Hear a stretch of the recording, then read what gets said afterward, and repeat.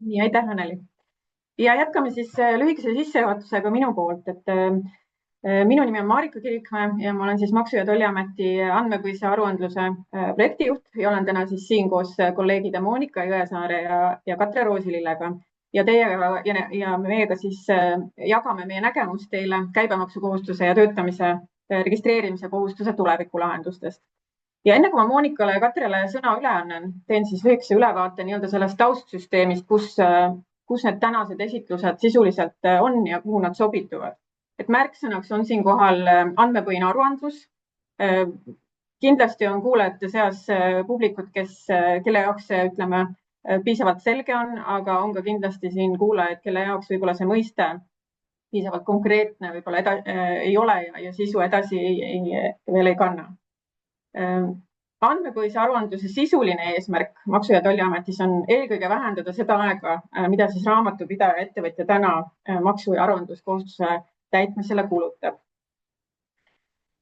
Ja selle halduskoormuse vähendamiseks on meie siis teekaart praegu fokusseeritud sellele, et me loome siis Maksu- ja Tolliameti poolel valmiduse vastu võtta tehinguandmeid standardiseeritud kujul otse ettevõtte majandus- ja tarkvaralahendustest. Ja see teekaart siis eelkõige keskendubki kolmele suurele nii-öelda tükile, mis peaks siis ka kõigile meile olulised olema. Esiteks siis TSD ehk siis tööjõu ja palgamaksete andmed, eelkõige siis TSD lisa 1 ja 2 näol järgmise aasta skoobis. Plaanime siis tootestada umbes aasta pärast septembri alguses 2026. Samas ajaraamis liigub siis ka töötamise registreerimise kohustusega seotud andmete siis vastuvõtuvalmiduse loomine ja ajajoonel siis veidi hiljem käibemaksu tehinguandmete siis esitamine. Ja tänases siis esitluses keskendumegi eelkõige siis TÖR-ile ja käibemaksu tehinguandmete siis ärianalüüside tulemustele, et sealt kaudu siis visandatud tulevikulahenduste nägemust teiega jagada. See, mis tehtud ongi siis nagu siin ajajoonel ka näha need ärianalüüsid ja hetkel me oleme juba liikunud tarkvaraarendusse, testimisse, piloteerimisse. See on siis selline tsükliline töö, mis täidab meil selle viimase kvartali 2025. aastast, aga ka siis 2026. aasta tervikuna.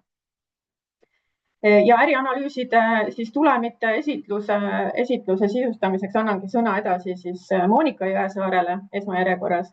Tema räägib siis käibemaksu tehinguandmete esitamise nii-öelda tuleviku visioonist ja edasi siis Katre Roosilillele, kes räägib töötamise registreerimise kohustuse tulevikust. Küsimusi võite jooksvalt siis kirja panna siia samma Zoomi ja kui Monika on siis esitluse lõpetanud, siis võtame ka küsimused järk-järgult ette ja vastame neile. Kui küsimusi on palju ja mõni teema jääb lahtiseks, siis võtame need kirjalikult kokku ja avaldame siis tagasiside oma kodulehel. Aga Monika, annan siit siis teatepulga edasi sulle.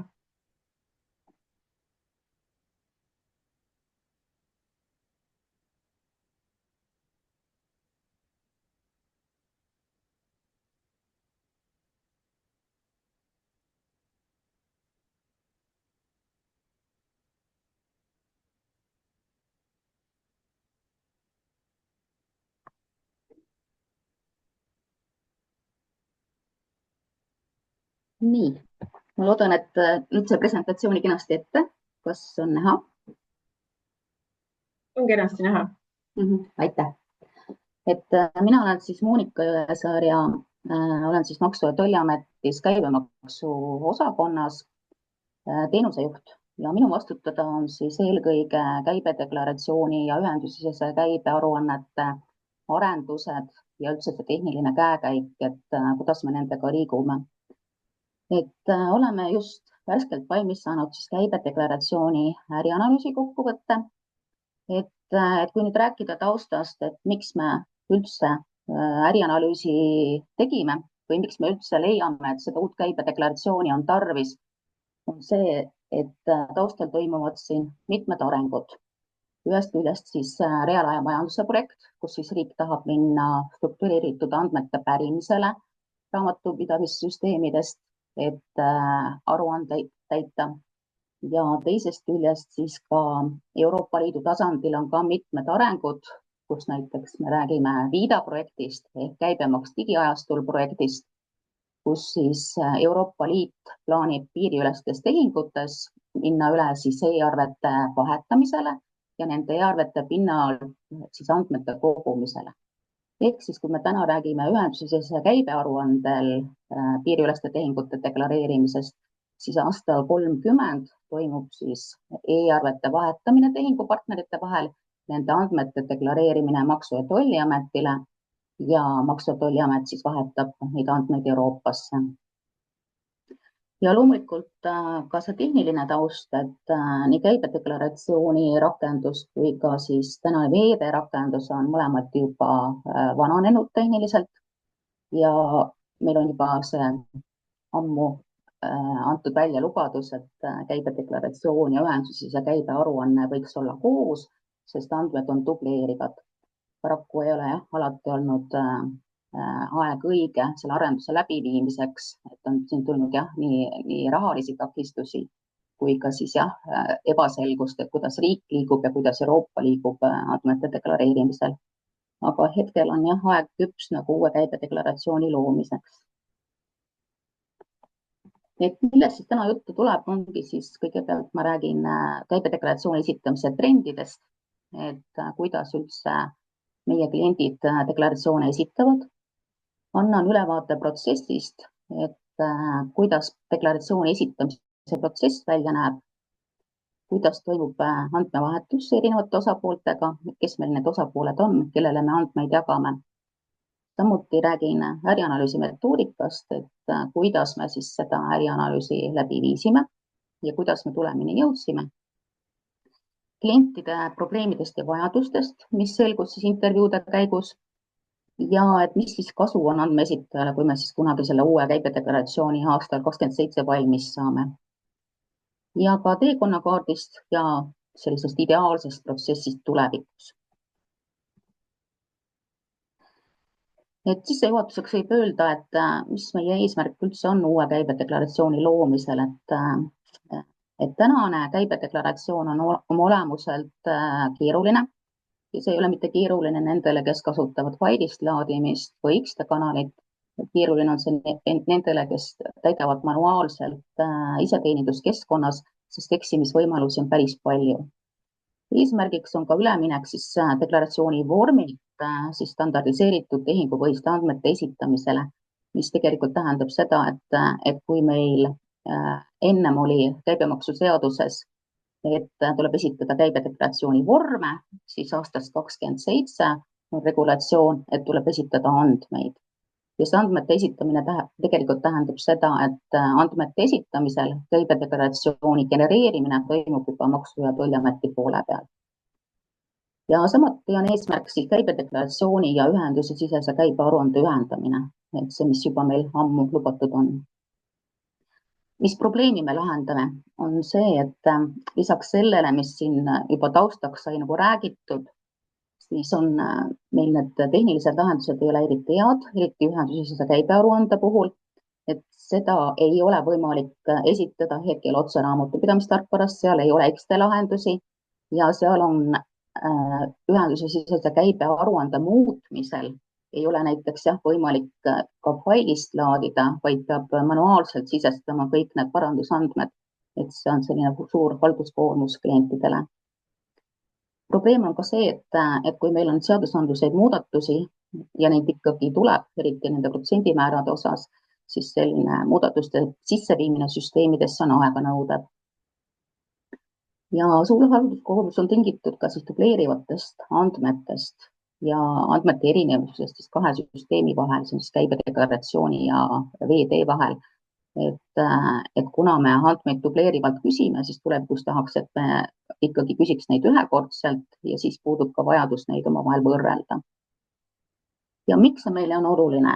On oluline sellepärast, et see aitab muuta deklareerimiskohustuse automaatsemaks ja vähem aeganõudvamaks. Ehk siis ikkagi meie see tuleviku nägemus on, et rohkem kasutatakse X-teed, et enamus levinud majandustarkvara ettevõtteid on juba need X-te lahendused loonud teada on, et nad ei ole täna väga mugavad, eelkõige sellepärast, et me ei anna piisavalt ise tagasisidet või siis on meil pääsuõigustega on teada-tuntud probleemid, mille me peame lahendama. Aga tahaks ikkagi jõuda sinna, et rohkem saaks esitada otse raamatupidamisest, et ei pea üldse sisenema Maksu- ja Tolliameti ise teeninduskeskkonda, vaid kõik saaks kliendid meil ära lahendada otse raamatupidamisest. Ja oluline on ka seetõttu, et nii saab seaduse muudatusi lihtsamalt sisse viia infosüsteemidesse. Et kui me räägime käibedeklaratsioonide esitamise trendidest, siis kõige enam levinud kanal on meil failist laadimine. Et neid esitab meid siis circa 52% klientidest, et see failist laadimine on küllaltki mugav, kuigi selleks peab tegema siiski 7 klikki, siis see on selline sissejuurdunud ja enam levinud viis. Järgmine on manuaalne täitmine, et 41% meie klientidest ikkagi tuleb ise teeninduskeskkonda ja sisestab siin manuaalselt. Et need kliendid on eelkõige siis, kellel on vähe andmeid täita, siis need, kellel ei ole selliseid võib-olla kasutusel veel majandustarkvarasid ja kolmas grupp on siis selliseid isikuid, kes siis näiteks nullidega deklareerivad, et ei ole mõtet ju failist laadida, kui sul ei ole midagi deklareerida, tuled ja esitad oma nullidega deklaratsiooni ära. Meil siiski on ka veel pabervormil esitajaid, neid on õnneks väga vähe ja need on siis põhiliselt mitteresidendid, kellel puuduvad siis autentimisvahendid. Ja nendele me jätame tegelikult lahti ka selle süsteemivälise kanali, et nad ka tulevikus saavad esitada pabervormil või digiallkirjastatud vormil e-kirja teel meile andmeid. Käibemaksu laekumisest ja kuulekusest, et käibemaksu laekumine aastas on circa 3846 miljonit. See tähendab seda, et see on üks enam või suurem üldse maksudest, mis riigile laekub ja selle koguvad kokku siis meie circa 125 000 käibemaksukohustuslast. Et kui rääkida aruandluskuulekusest, siis 90% kliente on kuulekad, kes esitavad tähtajal ja siis mõned protsendid siis ka klientidest ka hiljem. 0,7% on kuskil neid kliente, kes siis jätavad deklaratsioonid esitamata, aga nende jaoks on siis omaette tööprotsessid, kus siis me saadame meeldetuletusi, siis rakendame sunniraha ja kui vaja, siis ka ikkagi alustame ka järelevalvemenetlusi. Kuidas meil käibedeklaratsiooni esitamise protsess muidu üldse välja näeb, et kes meil need seotud osapooled on? Et meil on kõigepealt siis kolm gruppi, kes protsessis on kaasatud. Üks on siis andmete esitajad ehk siis raamatupidajad, juhatuse liikmed. Siis on seotud osapooled, kelleks on siis ERB-id ja X-kanali teenusepakkujad ja andmete kasutajad. Andmete kasutajad on meil nii sisekasutajad MTS-s kui ka siis väliskasutajad.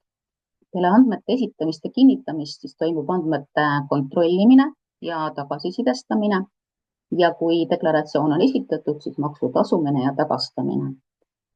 Samas peale seda järglevad ka mitmed järeltegevused, kus siis Maksu- ja Tolliamet tegeleb esitamata deklaratsioonidega ja vigaste deklaratsioonidega. Samuti viib läbi riskide hindamisi, mille tulemusel siis osad deklaratsioonid liiguvad ka järelkontrolli või siis tagastusnõuete puhul kontrolli ja samamoodi toimuvad siis erinevad andmete töötlused just eelkõige selleks, et teistele huvitatud osapooltele andmeid edasi anda. Ja kes on need huvitatud osapooled? Et kui käibedeklaratsioon saab kinnitatud, siis meil on päris suur grupp erinevaid osapooli, kellel on õigus seaduse järgi neid andmeid saada.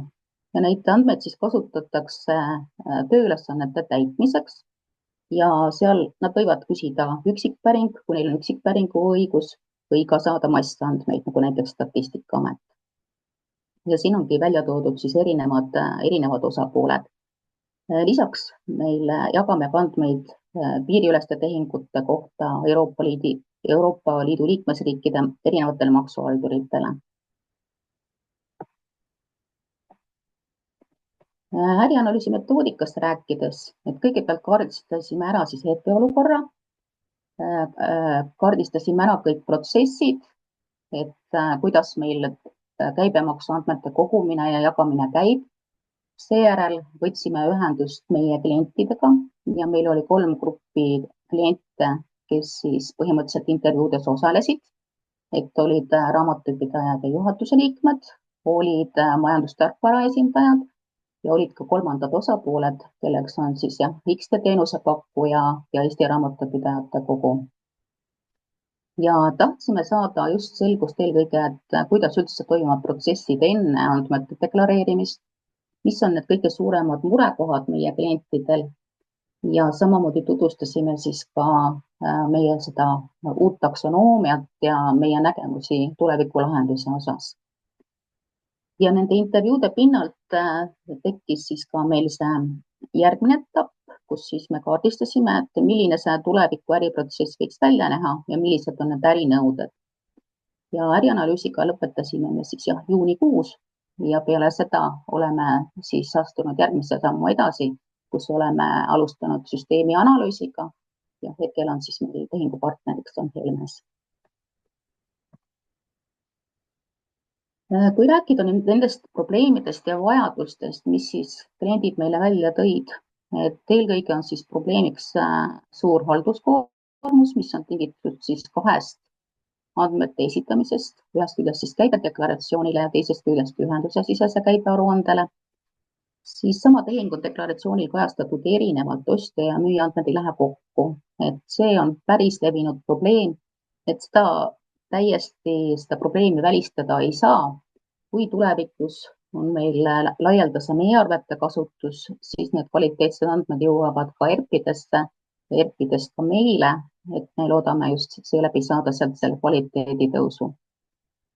Siis on probleemiks see, et klient ei näe tühistatud olekus käibedeklaratsioone täna, aga see vajadus on täiesti olemas, et kui näiteks ettevõtte üks raamatupidaja teeb muudatuse ja teine raamatupidaja tahaks näha, et mis seal eelmisel deklaratsioonil oli, siis seda tühistatud olekus käibedeklaratsiooni, et siis käibedeklaratsiooni eelmist versiooni ei ole võimalik näha.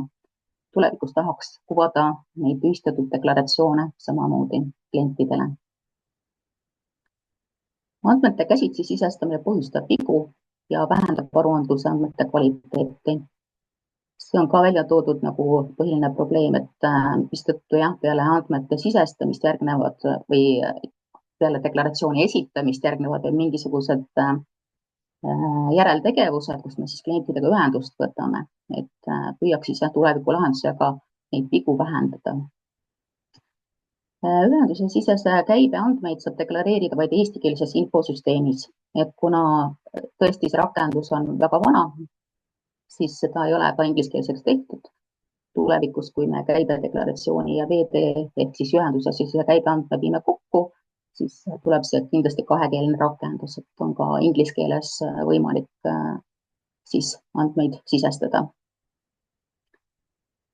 Ja ühenduse sisese käibearuannet ei saa esitada X-te kaudu ja laadida failist, et see on murekoht, mille me samamoodi ära lahendame, sest tulevikus X-te kaudu edastades saab ühe failiga edastada nii käibedeklaratsiooni andmed kui ka ühenduse sisese käibe andmed.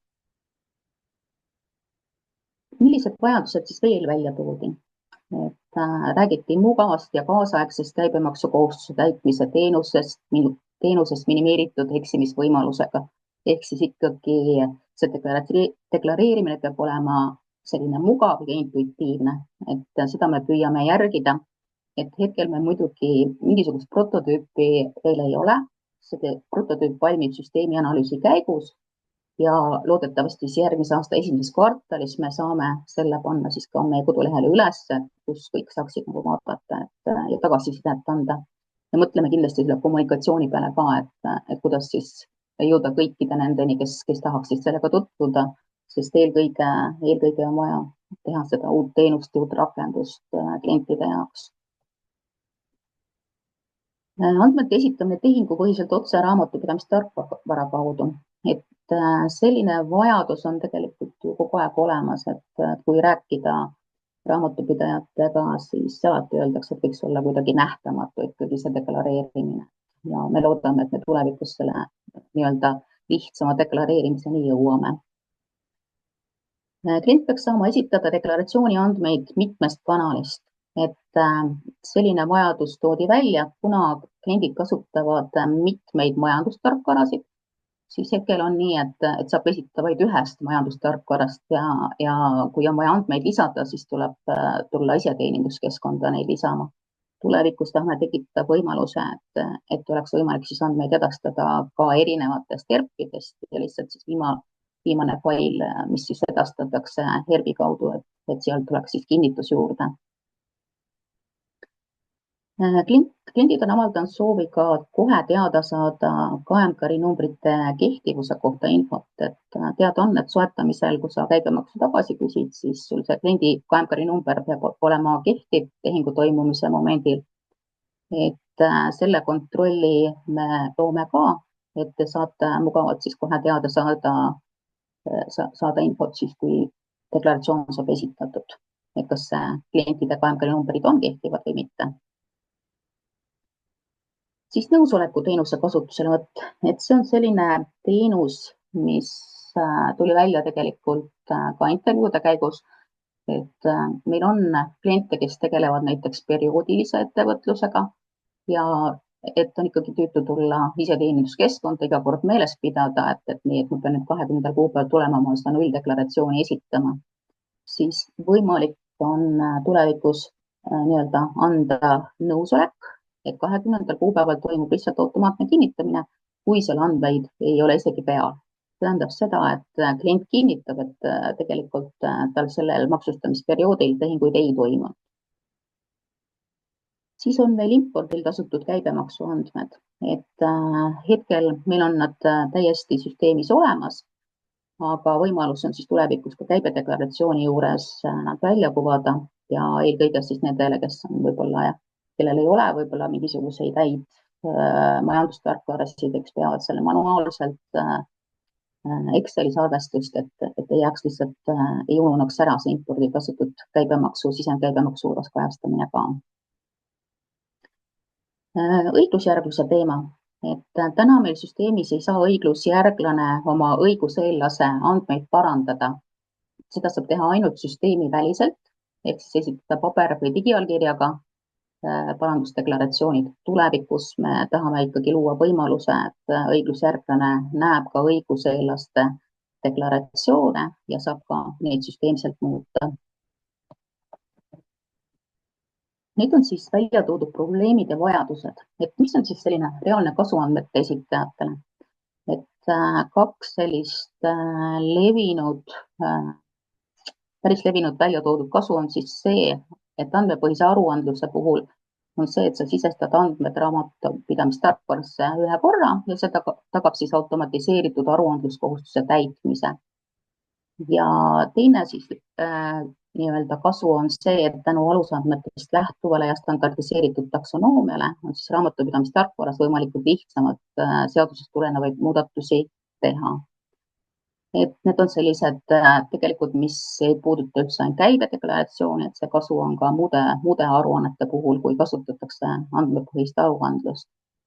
Mis see tegelikult reaalselt tähendab, et tegelikult jäävad ju kõik kanalid jäävad alles, et sellepärast ei peaks üldse muretsema, et mingi kanal ära kaob. Küll aga me küsime andmeid raamatupidamissüsteemidest veidi detailsemalt ja genereerime siis ise selle deklaratsiooni. Need, kes siis manuaalselt täidavad, et nendel kindlasti see kasutajaliidese vaade muutub. Samamoodi need, kes X-te kaudu esitavad, et nemad tahavad näha oma neid andmeid kasutajaliideses samamoodi sellise detailsusega, nagu need andmed edastatakse. Et me kindlasti ei küsi arveandmeid detailsemalt, arveandmete detailsus jääb täpselt samaks nagu täna. Samamoodi on isikustamata arved, need edastatakse summeeritult, me ei küsi neid detailsemalt.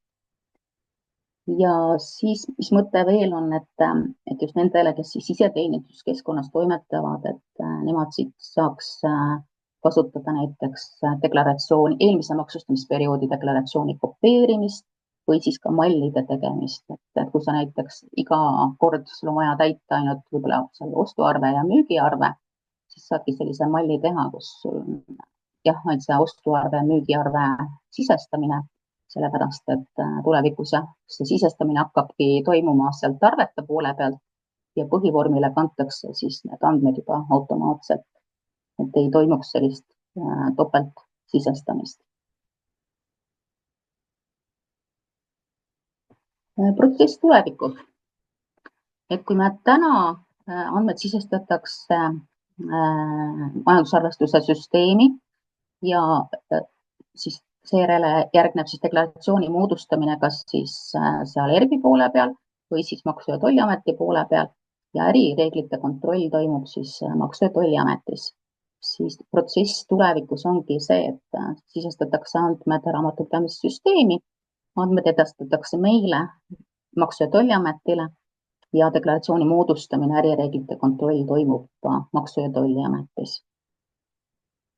Ja siis tulevikuplaanidest ka, et loodame tõesti, et aastast 27, 1. jaanuar 27 suudame siis selle uue aruandlusvormi valmis ehitada.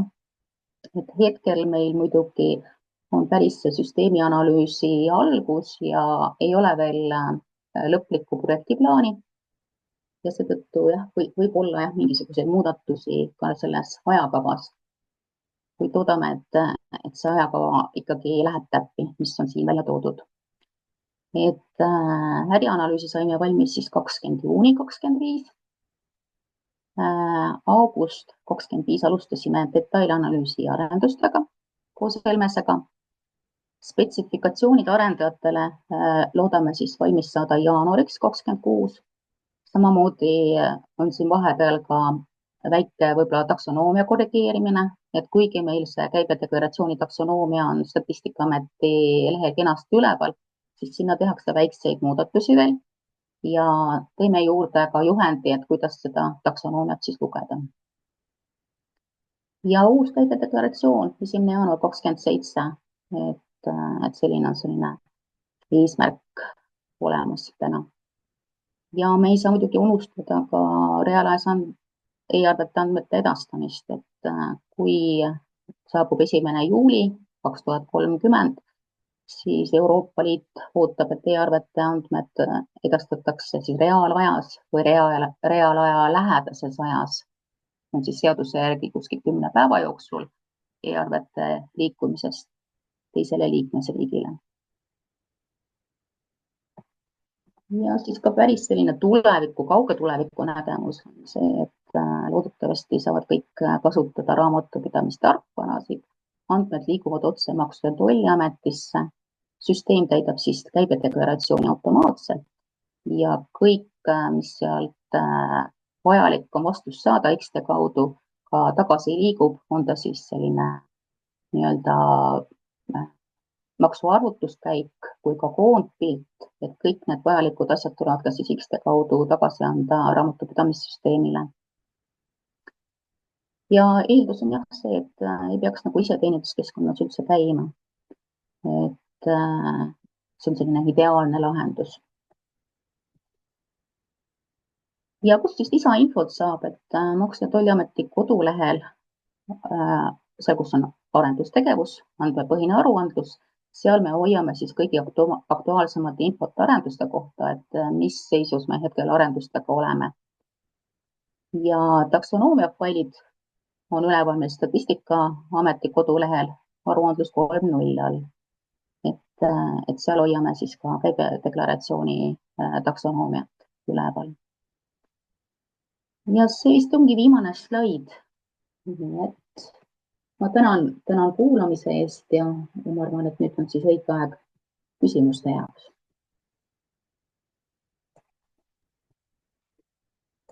Hetkel tundub, et siia küsimusi lisatud ei ole, aga esimene tuli just nii. Kui KMD rakendus saab valmis 1. jaanuaril 2027, siis kas jääb ka üleminekuperiood, mille jooksul saab veel vana süsteemi alusel KMD aruannet esitada? Kui jah, siis kui pikalt see üleminekuperiood planeeritud on? Ja küsib siis Vilja. Hetkel meil ei ole seda üleminekuperioodi planeeritud, sest me arvestasime sellega, et arendajad peavad saama vähemalt 12 kuud varem kätte need spetsifikatsioonid, et nad jõuaksid oma need arendused ära teha. Et see tuli jah, siis intervjuude käigust välja, kui me küsisime, et mis on see ajaline periood, kui jõuaks ilusti need arendused ära teha. Küll aga jah, nende varasemate perioodide parandamine, see jääb jah ikkagi vanamoodi edasi. Ehk siis enne 1. jaanuarit 2027 esitatud maksustamisperioodides muudatuste tegemine jääb vanasse süsteemi ja siis alates jaanuarist 2027 siis esitatakse andmed uude süsteemi. Ja natuke seotud ka järgmine küsimus, et kui me oleme seadnud eesmärgiks andmete automaatse liikumise, miks jääb käsitsi sisestamise võimalus? Jah, sest me tahame ikkagi kõikidele kliendigruppidele vastu tulla. Et see ongi ainuke põhjus, et ma saan aru, et on palju kliente, kes kasutab edasi jõudnud meetodeid, aga on ka kliente meil veel, kellel ei ole raamatupidamissüsteemi ja neid on ikkagi päris palju.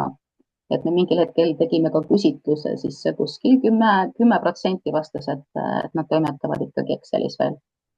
Ja eelkõige sellepärast, et kui sul on jah, seal 2-3 arvet aastas, et siis võib-olla jah, ei oleks nagu mõistlik raamatupidamissüsteemi kasutusele võtta. Küll aga see asi võib muutuda siis, kui meil tulevad kohustuslikud e-arved nii Euroopa Liidus kui ka meil Eestis, me võib-olla mingil hetkel ikkagi sinnani jõuame, siis jah, on jah vajadus ikkagi kuskil keskkonnas need e-arvete andmeid väljastada ja kui juba kuskil keskkonnas need e-arvete andmed väljastatakse, siis on võimalik sealt ka edastada nad meie arvestusse. Ja aitäh, Monika. Ja järgmine küsimus Marika Ahvenelt. Kui uuel käibemaksu deklaratsiooni esitamise automaatses integreeritud süsteemis tekivad tehnilised tõrked või on mingid katkestused, kuidas siis väldime intresse ja tagame ikkagi selle deklaratsioonide esitamise? Jah, selles mõttes, et meil ka täna 20. kuupäeval on selline seis, et süsteemid on ülekoormatud, aga me olemegi liikunud tegelikult jah, juhtumi haaval, et kui tõesti meie vea tõttu klient ei saa esitada, siis on meil võimalik jah, need intressid ikkagi kustutada. Aga jah, et need on tõesti sellised case by case juhtumid.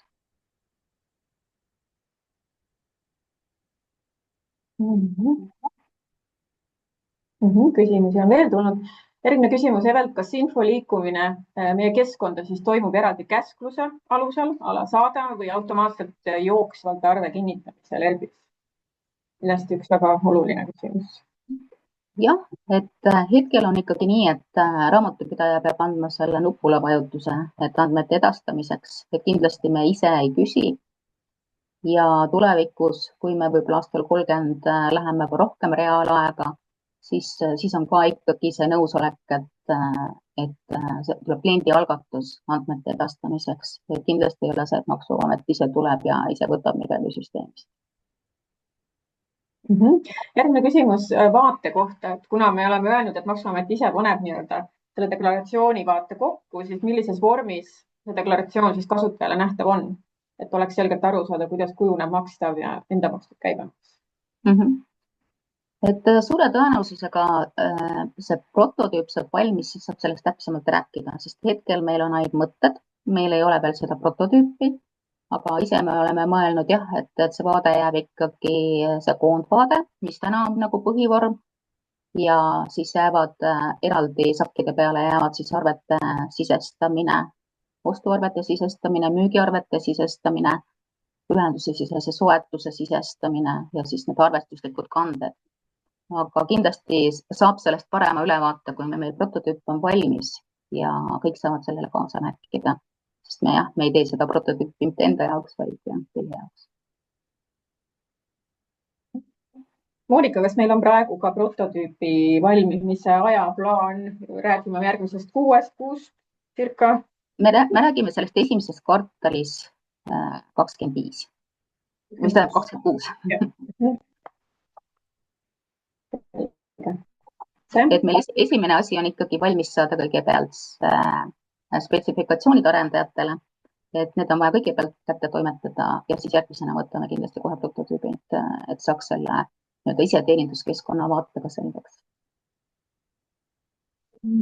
Järgmine küsimus hinnangute kohta, Kristin. Kui olen arve deklareerinud õiges kuus, aga vastaspool seda teinud ei ole, siis ei peaks minu ettevõtte maksukäitumise hinnang sellest langema ning samuti ei peaks mina siis vastaspoolega sellel teemal suhtlema. See on alati keeruline teema olnud, et ma tean, et me seda välja kuvame ja paraku jah, niimoodi ta on, et me hetkel ei oska isegi ju enne ütelda, et kumb osapool on siis eksinud, enne kui me ei ole järelevalvemenetlust läbi viinud. Aga jah, me võtame selle mõtte kaasa, et ma tean, et see on tundlik teema, et selles osas on palju pöördumisi.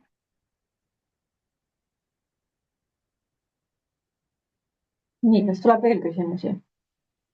Lihtsalt tahtsin kommentaariks ütelda seda ka, et ma tean, et meie poole on ka tehtud ettepanek, et ärge siis võtke vastu, kui teine osapool ei deklareeri, aga meil ei ole võimalik seda kuidagi niimoodi realiseerida, et tulevikus jah, vaata, kui arved lähevad e-arvete põhiseks, siis sealt peaks tulema juba kvaliteetsed andmed, mida me saame nagu paremini usaldada ja seal võib-olla me suudame tekitada mingisuguseid paremaid juba hoiatusmeetmeid nendele klientidele, kes siis jätavad deklareerimata ja see kindlasti muudab seda maksukäitumise hinnangute pilti ka.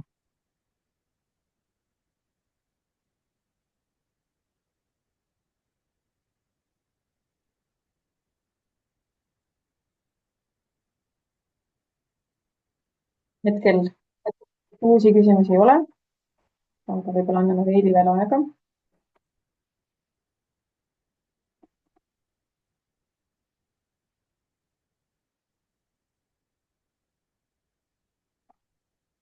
Nii, kas teema käibemaksu tasumine enne müügiarve edastamist on aktuaalne, küsib Kersti Kaaber. Hetkel ma ei tea, et meil oleks sellega väga suuri muresid.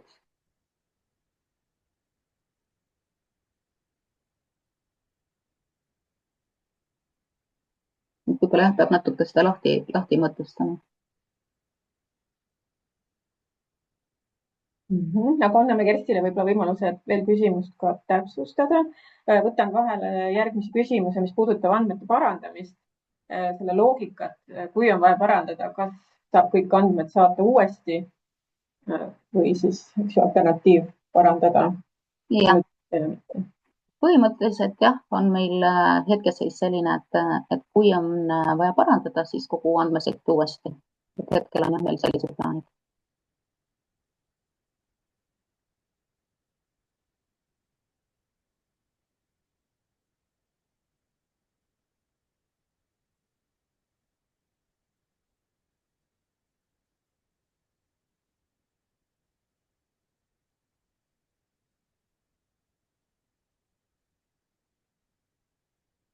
Järgmine küsimus, kas tarkvaradele võimaldate kasutada testkeskkonda, siis kas on võimalik enne testida? Jah, me oleme arendajale soovi avaldanud, et kas siis on see int-keskkond või siis ka koolituskeskkond. Et koolituskeskkond siis eelkõige nendele, kes võib-olla ei taha arendada, aga tahavad lihtsalt proovida, kuidas see käib, deklaratsiooni esitamine käib. Et meil on jah, praegu mõlemad variandid on nagu kaalumisel. Et oleme vähemalt selle sooviavalduse arendajale ka edastanud.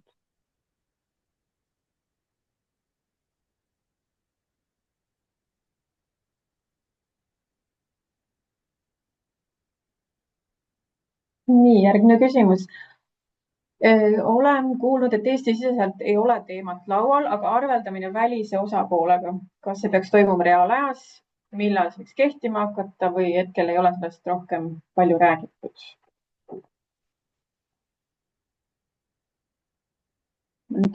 Püüan aru saada sellest mõttest, mis see reaalajas arveldamine tähendab, et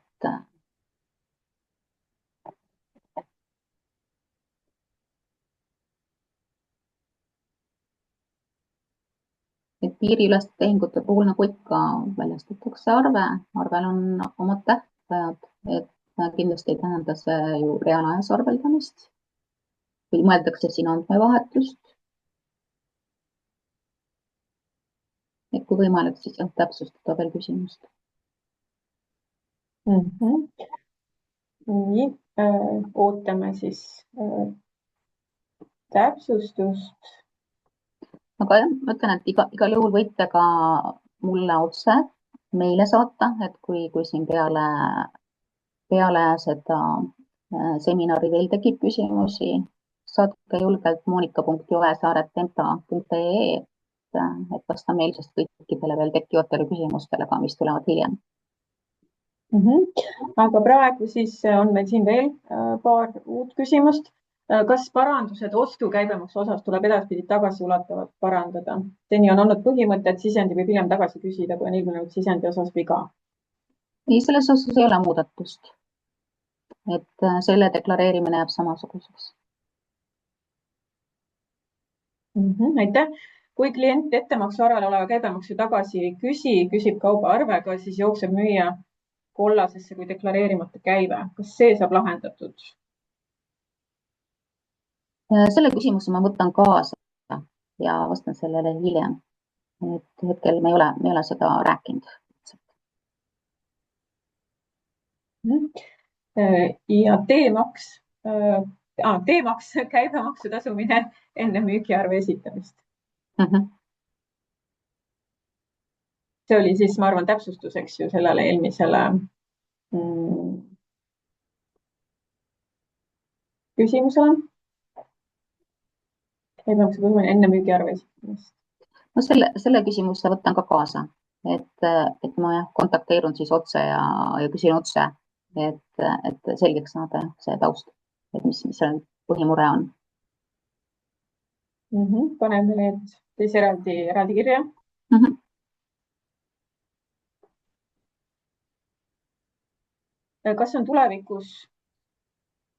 Kas tulevikus saab suuremat käibemaksusummat tasaarveldada ostja ja müüja arvetel?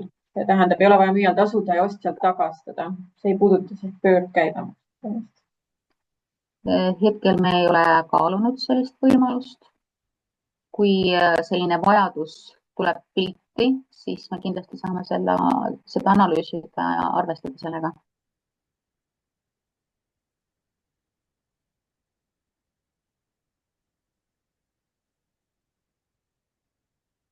Aitäh, Monika.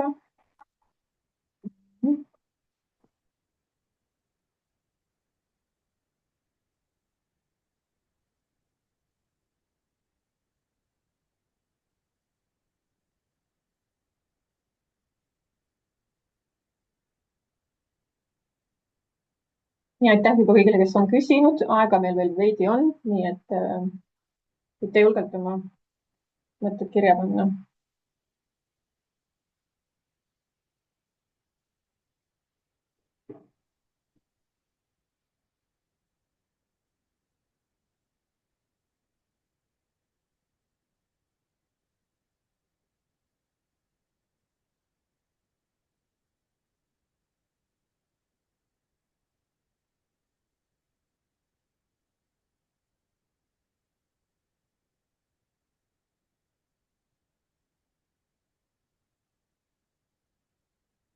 Nii, tundub, et praegu uusi küsimusi ei lisandu. Aga igal juhul suur tänu siis minu poolt ka kuulamast ja kui on küsimusi, siis kindlasti küsige.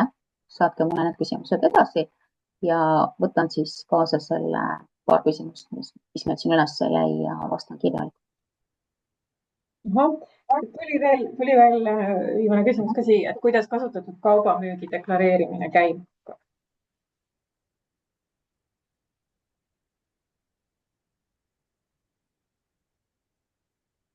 ma arvan, et selle küsimuse võtan ka kaasa, et see vajab jah sellist pikemat küsimust ja siis ka vastust.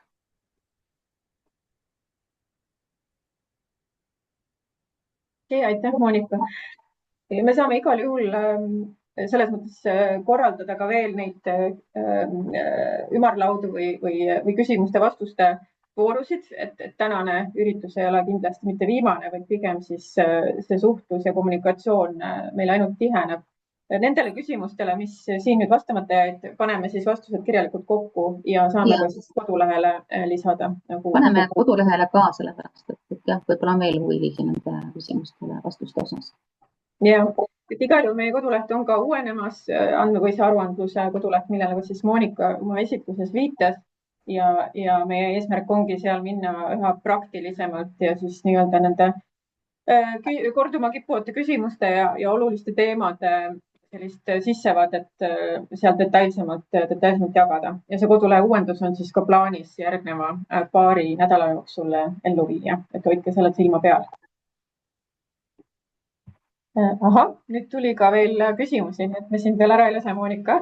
Veede aruandes peab olema ümardatud lõppsumma, käibedeklaratsioonis täpne summa. Miks nii? Selles mõttes, et see on nagu ajalooliselt on niimoodi jäänud, et tulevikus me küsime täpsed summad nii veede kui KMD jaoks. Ehk siis andmed edastatakse ikka sendi täpsusega.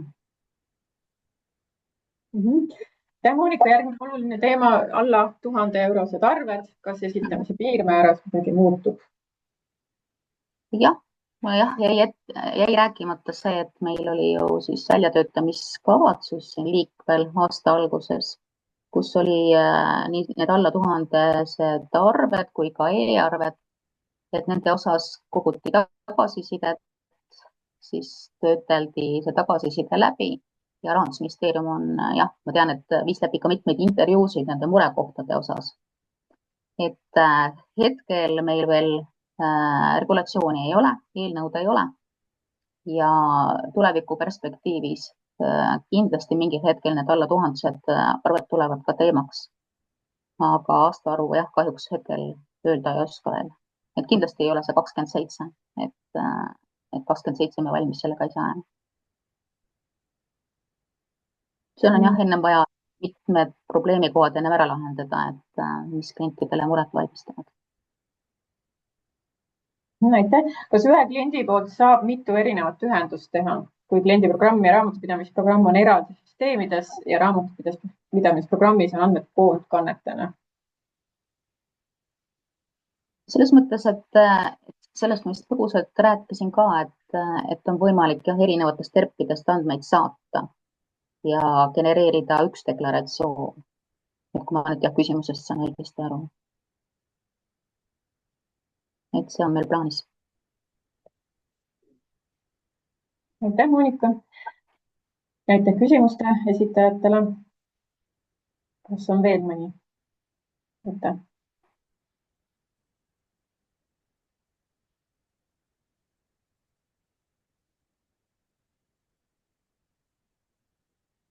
Aga üldiselt jah, nende deklareerimiste kohta, et kui soovite teada, et kuidas üldse see deklareerimine, millise detailsusega käib, siis see andmekoosseis on Statistikaameti koduleheküljel üleval, et kõikide nende andmete kohta on taksonoomia elemendid meil, mille kohta me andmeid tahame ja sinna läheb varsti üles ka nii-öelda lähteandmete tabel, et kui me mingid andmeid kogume, siis missuguse detailsusega.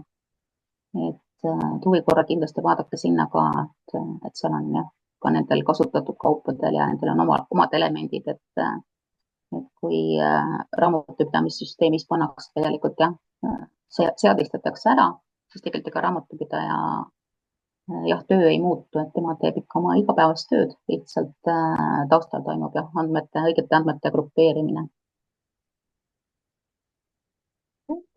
Veel üks küsimus lisandunud, kes vastutab deklaratsiooni korrektsuse eest esitamisel? No, ikkagi kinnitaja, deklaratsiooni kinnitaja.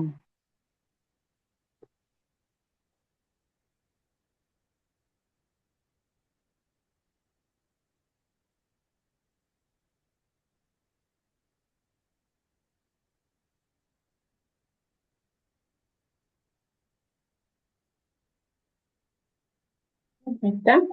Tuleb veel mõtteid?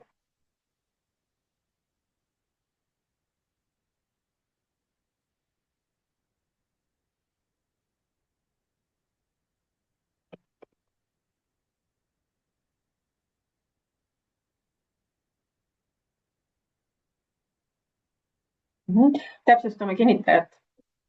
See tähendab raamatupidaja, kes vajutab saada või autoriseerib siis selle saatmise tarkvarast. jah, et praegu on ka iseenesest need andmed, mis tulevad X-te kaudu, siis seal on see esitaja isikukood, mida me kahjuks tegelikult jah, ega me ju tegelikult ei tea, kes selle Erdis teele pani.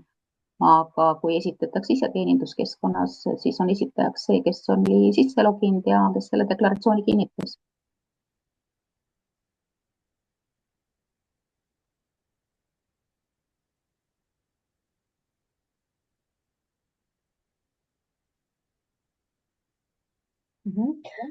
Jätkuküsimus, saab valida vastutaja. Saan aru, et siis kas on võimalik ta kinnitajat või vastutajat siis kuidagi delegeerida teise kohta? Kahjuks ei ole võimalik seda valida. See, kes nupule vajutab, see tegelikult vastutab ja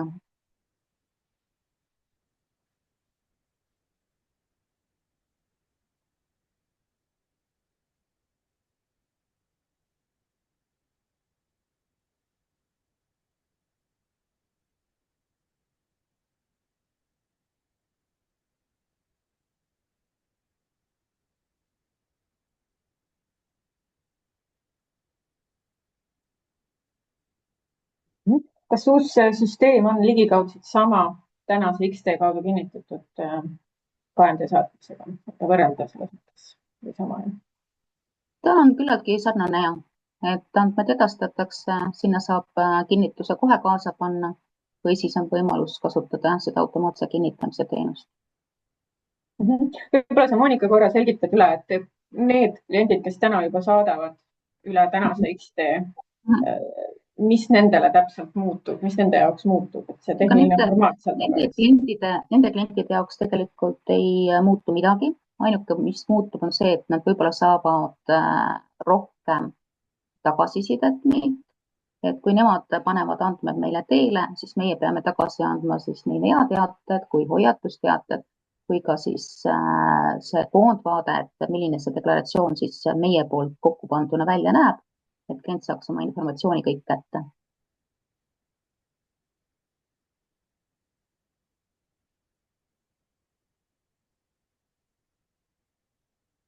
Aitäh.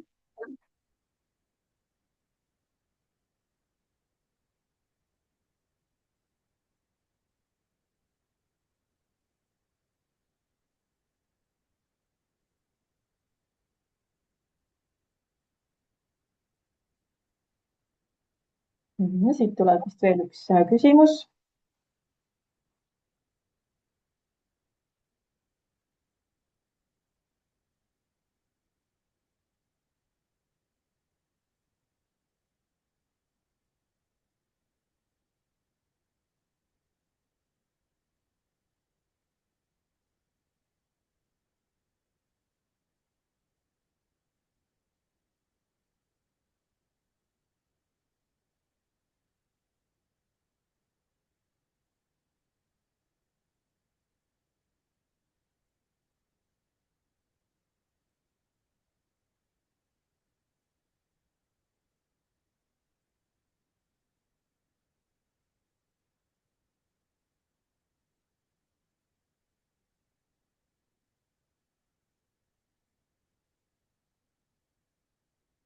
Kas ma saan õigesti aru, et ettemaksuarvet peab eraldi koodiga deklareerima? Küsimus. Ja, see on täiesti korrektne.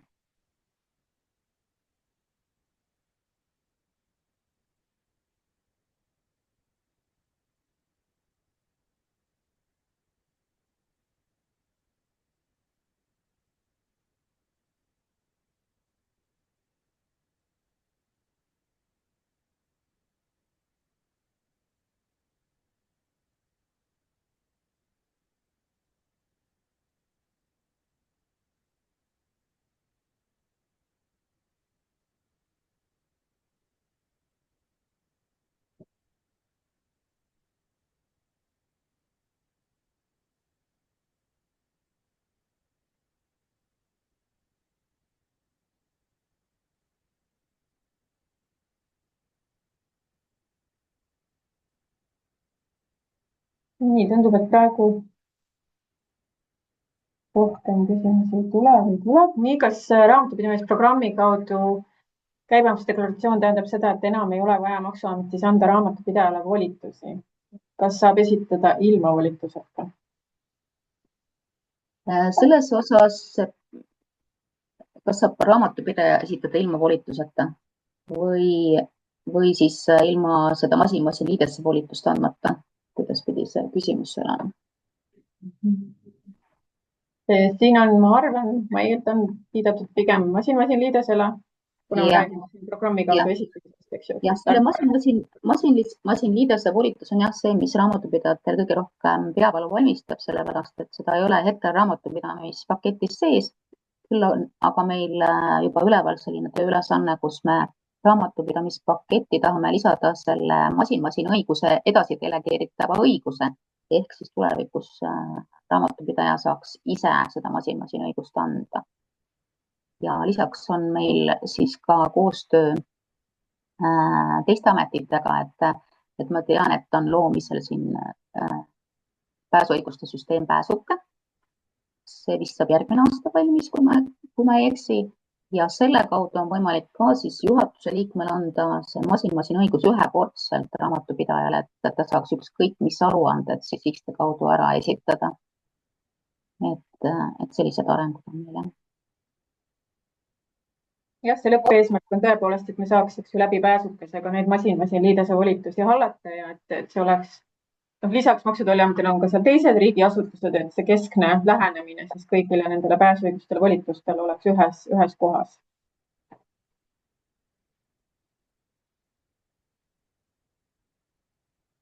Marika on siin siis täpsustanud eelmist küsimust kas saab esitada käibemaksudeklaratsiooni ilma konkreetselt raamatupidaja volituseta?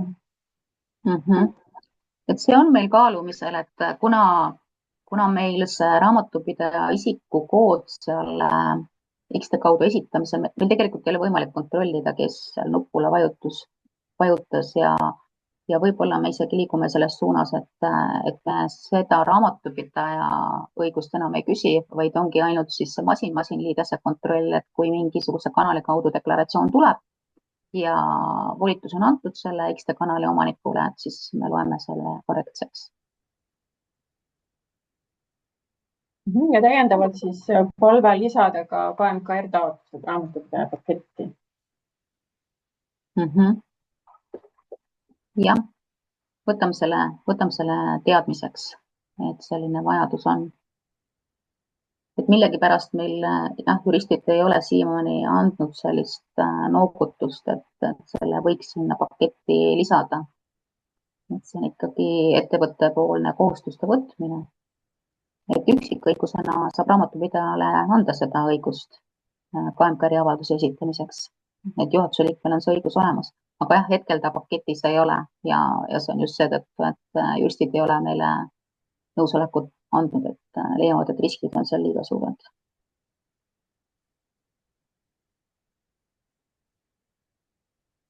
Aga kuidas siis vastutus jaotub? Tuleme tagasi selle juurde, mida siin paar küsimust tagasi arutamine, et oli jutt, vastutab, kes nuppu vajutab. Jah.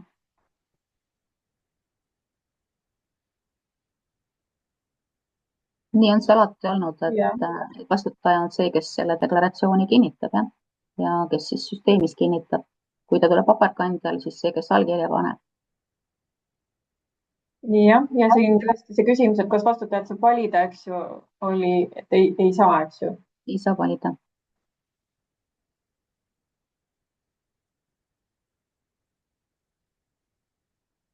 Seal võib olla muidugi neid sisemisi lepinguid, kuidas see vastutus jaotatud on ja see on siis kokkulepe siis juhatuse liikme ja raamatupidaja vahel.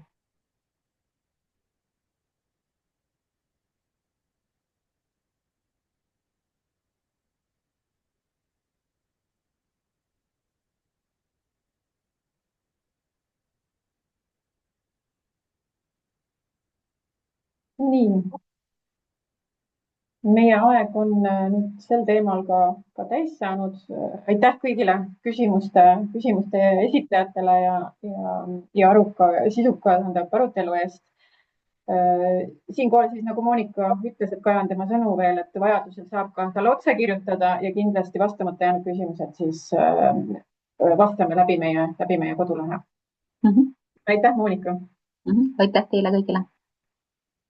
Siinkohal liigume siis edasi töötamise registreerimise juurde ja TÖRi tulevikust siis räägib lähemalt Katre Arusilil. Palun, Katre!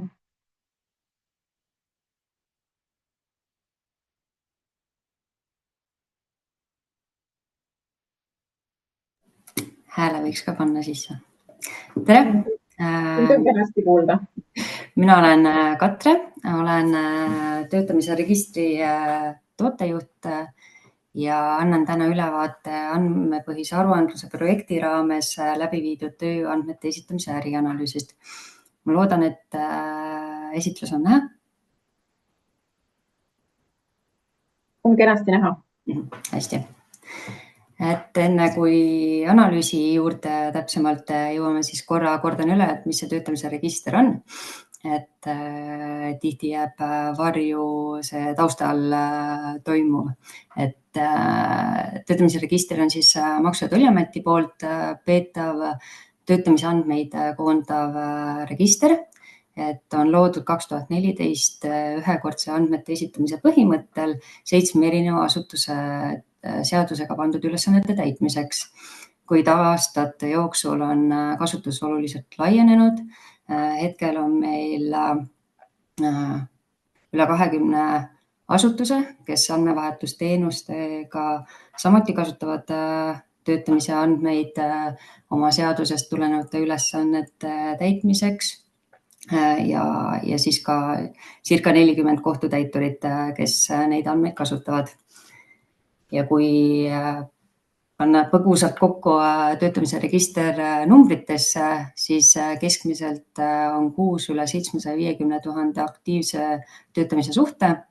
Aastas esitatakse 12% ulatuses andmeid masin-masin liidestuse teel ja aastas tehakse üle 7 miljoni päringu andmevahetusteenuste kaudu, et neid andmeid taas kasutada. Ja töötamise registri ärianalüüsi vajadus tuleneski eelkõige andmepõhise aruandluse suutlikkuse või võimekuse tekitamiseks või suurendamiseks ja riigiüleselt andmete standardiseerimiseks. Et seetõttu oli meil vaja kaardistada erinevate osapoolte äriprotsessid ja andmete esitamise ja kasutamise täiendavad vajadused või probleemkohad. Et eriti kuna siin viimase 5 aasta jooksul on väga palju töösuhted ja dünaamika muutunud. Analüüsi raames või analüüs koosnes meil 2 etapist. Kõigepealt kaardistasime hetkeolukorra, kus siis põhiliselt kirjeldasime ära kasutusel olevad äriprotsessid ja tegime intervjuud siis erinevate osapooltega ja selle põhjal saime kirjeldada peamised probleemkohad ja vajadused ning eeltood oli siis tulevikulahenduse kavandamise aluseks, mille põhjal panime paika andmete ja teenuste kontseptsiooni ning ka siis tuleviku äriprotsessid.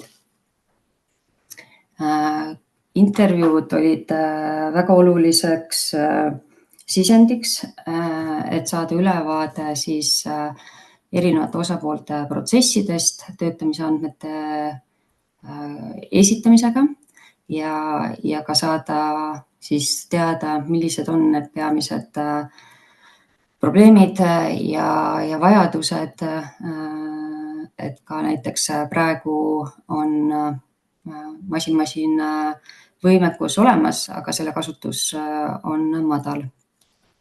Ja intervjuud viisime läbi siis andmete esitajatega, andmete kasutajatega ja siis personaliarvestuse tarkvarade arendajatega. Andmete esitajatest olid kaasatud siis 16 erinevat ettevõtte või organisatsiooni esindajat, et oli nii neid, kes tegelesid ettevõtte siseselt andmete haldamisega, aga ka neid, kes teevad seda teenusepakkujana ja esindatud olid erineva suuruse ja erinevate tegevusalade ettevõtteid. Ja siin on siis välja toodud, et milliseid kanaleid andmete esitajad kasutasid, et pooleks on neid, kes kasutasid EMTA võimalusi, et see on siis vormi täitmine või faili laadimine ja sama palju oli neid, kes kasutasid nii masin-masin kui EMTA kombineerimist ja ainult 2 olid siis täielikult masin-masin liidestuse kasutajad. Andmete kasutajate osas olid siis kaasatud kõige suuremad töötamise andmete tarbijad ja nad kasutavad andmeid erinevates valdkondades. Ja siis tarkvaraarendajatest oli 7 erinevat tarkvara ja põhiliselt olid ikkagi nende funktsionaalsused suunatud Eesti turu vajadustele. Ja mis me siis hetkeolukorra põhjal teada saime, et me jagasime need nii-öelda 2 gruppi, et andmetega seotud probleemkohad ja protsessidega seotud, et andmetega oli kõige suurem halduskoormav probleem, et ei saa töösuhte jooksul muutuvaid andmeid ajaliselt kajastada, mistõttu puudub andmetel õige ajalooline siis säilitamine ka, et puudub võimalus aru saada, kas andmeid muudeti, parandati ja mis ajahetkel see päris täpselt oli, et kui just andme esitamist ei ajastata muudatuse järgi, siis ei ole kõige ajakohasemad andmed. Ja teiseks oli siis mure andmetega, mida esitatakse, et selgus nii täiendavat andmevajadust kui ka seda, et reeglid andmete esitamiseks oleksid ühtlustatud. Ja eraldi siis andmetest oli suureks murekohaks töötamise asukoht, mida on tänapäevaste töösuhete juures üsna keeruline üheselt ja ühes kohas määrata andmete esitamisel ja ka andmete kasutamise vaatest ikkagi sõltub see tõlgendamine andmetarbijast.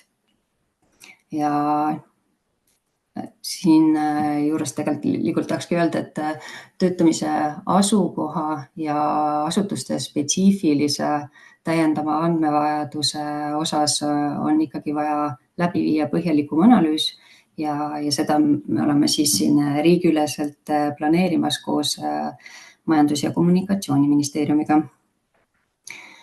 Lisaks oli probleeme võlaõiguslike lepingutega, mille puhul ei ole siis nii suurt kohustuslikku esitatavat andmestikku ja ka näiteks töötamise aega tuleb esitada sõltuvalt lepingu kehtivusest, mis ei pruugi alati olla kooskõlas töö tegemise perioodiga, aga andmete kasutamise vaatest on just vaja teada, millal see töö tegemise aeg oli kokku lepitud või nii-öelda periood.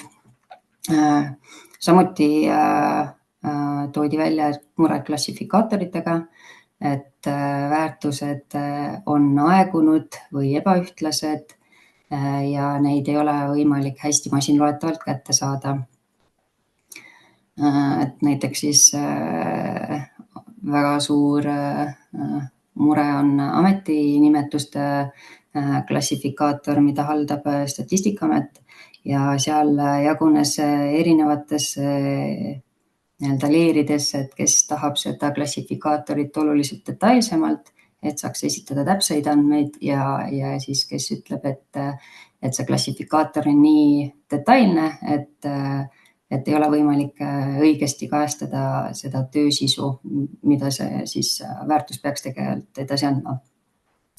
Ja samuti toodi välja, et andmete esitamisel saadav masin teel tagasiside on krüptiline, seda ei ole piisavalt ja ka teavituste süsteem töötamise registris vajaks ülevaatamist.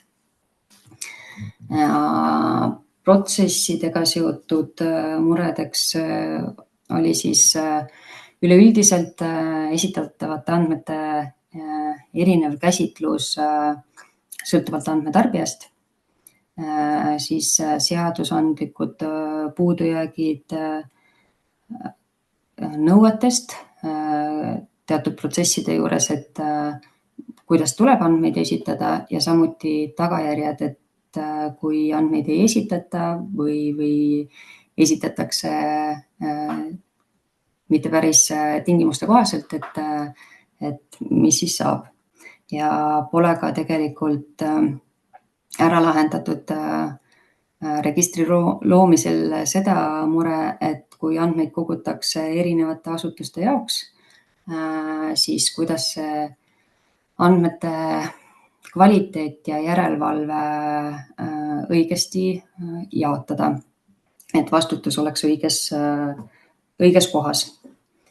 Ja eelnev kõik siis põhjustab ka seda, et andmete taaskasutamisel on probleemid, et ei saa automatiseerida protsesse või koguni tehakse siis valesid järeldusi andmete põhjal.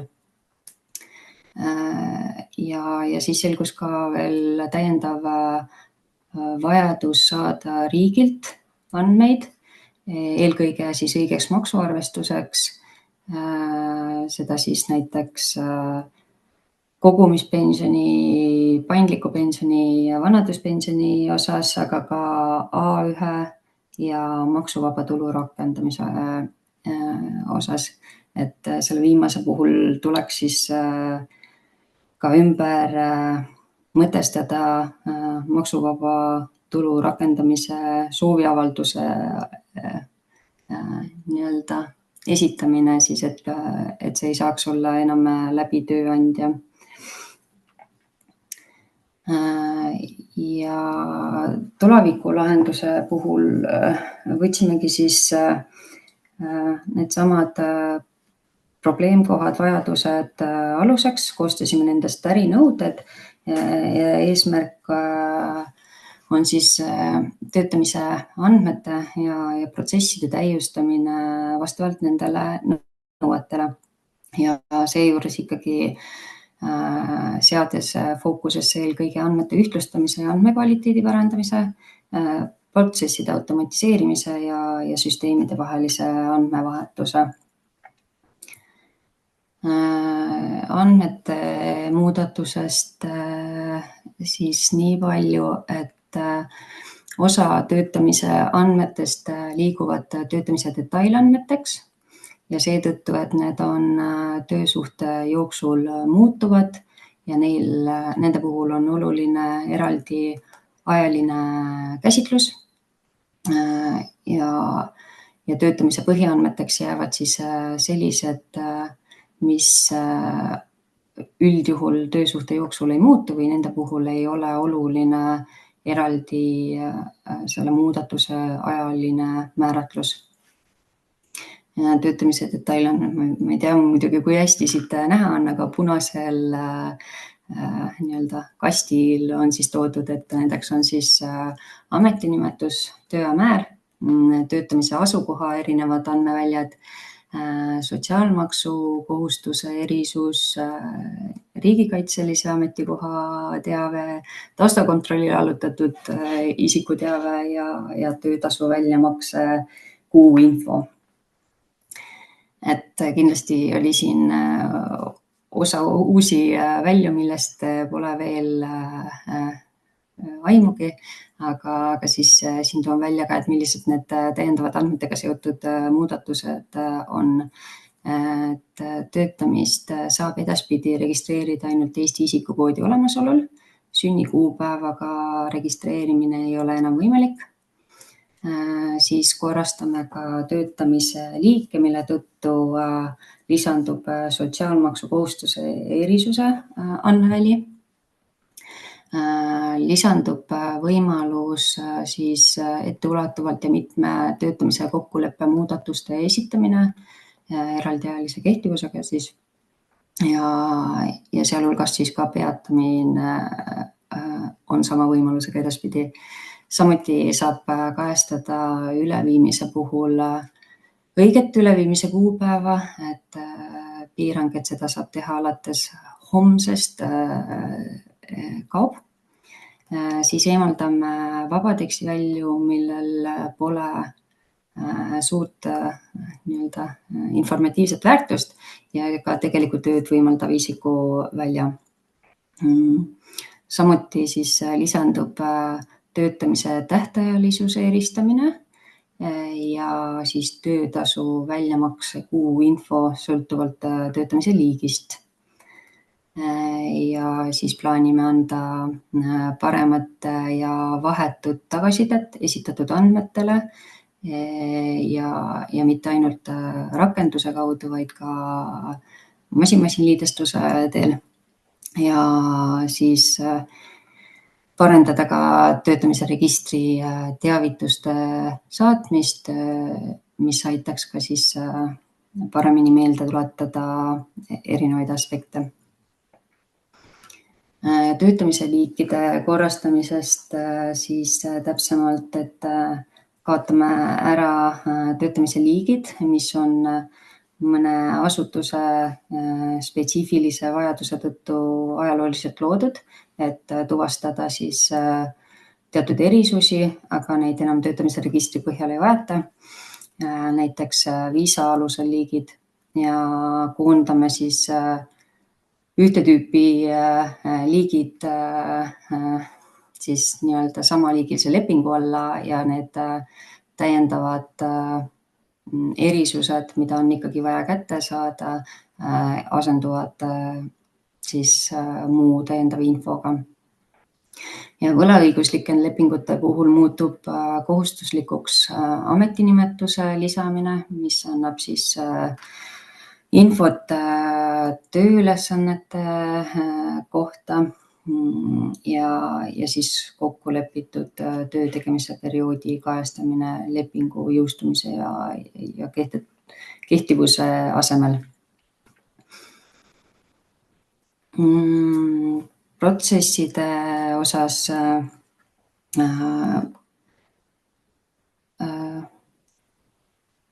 neid probleeme, mis oli, aitavad lahendada ka andmetega seotud muudatused, näiteks detailandmetel eraldiajaline kehtivus ja parem struktureerimine.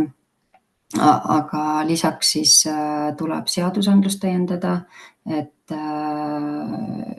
seal oleks protsesse siis toetavad nõuded ja ka seatud tagajärjed, kui neid nõudeid ei täideta ja et see tagajärg ei oleks ilmtingimata väärteomenetlus, vaid midagi automaatsema lahenduse laadset. Ja samuti siis määrata ära registriandmete vastutusala sõltuvalt siis sellest, et kelle tarbeks neid andmeid kogutakse. Ja töötamise registri protsesside poolelt muudame neid siis optimaalsemaks ja läbi selle, et tagasisidestame esitatud andmeid, saadame teavitusi, saame toetada ka andmete esitajate sisemiste protsesside täiustamist. Ja tulevikulahenduses siis teenused saavad mõjutatud nii andmestruktuuri muudatustest, aga ka andmepõhise aruandluse taksonoomia kasutuselevõtust ja me plaanime tagada sellist sujuvat üleminekut uutelt või vanadelt teenustelt uutele, et anda piisavalt aega erinevate muudatuste raames tegeleda siis arendustega ka kliendi või tarkvaraarendajate poolt piisavas ajavarus. Ja lisaks siis plaanime luua EMTA poolt teenuse, mis võimaldab siis keskselt saada andmeesitajatel vajalikku infot õigeks maksuarvestuseks ilma vajaduseta, et hiljem tuleks andmeid parandada, sest mõni muudatus selgub hilisemas faasis. Muudatustest saadav kasu on siis halduskoormuse vähenemine, et läbi automaatse andmevahetuse saab hoida kokku aega aruandluskohustuse täitmiselt. Ja see tagab ka ajakohased ja õiged andmed siis registris. Ja samuti paraneb andmete kvaliteet, et läbi andmete valideerimise, kontrollimise ja teavitamise saab andmeesitaja viia sisse kohe parandused ja täpsemad andmed on ka taaskasutamise vaatest lisandväärtus nii ettevõtetele kui kodanikele, et riik saab pakkuda kvaliteetsemaid ja personaalsemaid teenuseid, sest et töötamise registri andmed on väga paljude sotsiaalsete hüvede aluseks samuti. Samuti on muudatused erinevate kasutajatele sobivad, et sõltumata ettevõtte suurusest või andmete esitamise kanalist ja saame säilitada korrektse andmete ajaloo, mis võimaldab ka andmete taaskasutust ilma täiendavate täpsustuste ja käsitöö siis saavutada. Et aprillis lõpetasime siis ärianalüüsi ja siin olen võtnud EMTA andmepõhise aruandluse teekaardi, kus siis välja tuua, et töötamise registri puudutav osa, et oleme maikuust alustanud detailanalüüsi arendustega. Paralleelselt tegeleme taksonoomia väljatöötamisega ja siht on siis selle aasta viimases kvartalis avalikustada nii taksonoomia spetsifikatsioonid ja ka juhend siis tarkvaraarendajatele. Ja Marika ka enne rääkis, et nii DST kui töötamise register on planeeritud samaaegselt tootesse liikuma, et kindlasti siin võib ka ajas täpsustusi tekkida, et oleme üsna algusjärgus nende tegevustega ja võib olla selliseid ootamatusi, millega ei oska hetkel veel arvestada. Ja Monika ka juba jagas, kust lisainfot saab, et lisaks on siis siin ka reaalajamajanduse eri veebileht, kust täiendavat infot saab. Ja mina tänan.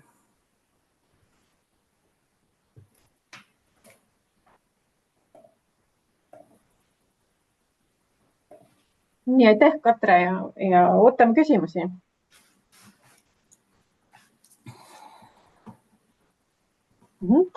Esimene küsimus puudutab siis majutusteenust osutavat äriühingut. tööl siis võistlepinguga 8–10 koristajat olenevalt vajadusest, mõni töötab 3, mõni 30 tundi.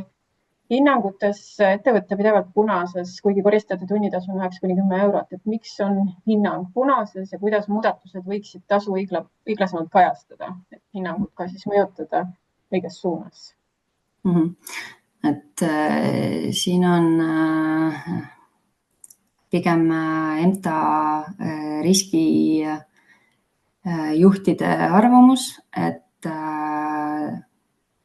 praegu olemasolev metoodika kohaselt peaks siis neid hinnanguid selliselt kuvama, et praegu kohe ei oska öelda, kas on planeeritud ka hilisemas staadiumis nende riskihinnangute või metoodika ümbervaatamine, aga kindlasti võtan selle mõtte kaasa. Aitäh!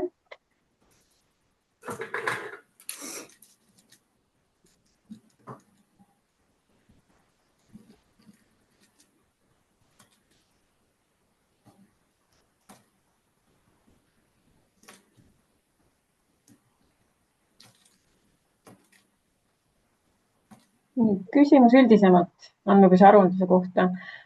Kas lubatud TSD vastav lahendus saab valmis lubatud ajal ehk 2026? Ja nii on tõesti meie kodulehel kirjas, et 2026 on kindlasti jätkuvalt eesmärgiks ja liigume ka selles graafikus. Nagu Katre ütles, et siin tarkvaraarenduse puhul teatud nihkeid ajakavade venimisi ette tuleb, aga kindlasti me ei liigu välja sellest 2026. aasta piiridest. Hetkel on küll õhus see, et võib-olla enne räägitud 1. juuli asemel vaatame pigem 1. septembrit siis selle nii-öelda tootestamise kuupäevana. Ja tööd siis, nagu Katre peegeldas, on praegu nii-öelda käsikäes planeeritud TSD-ga minema.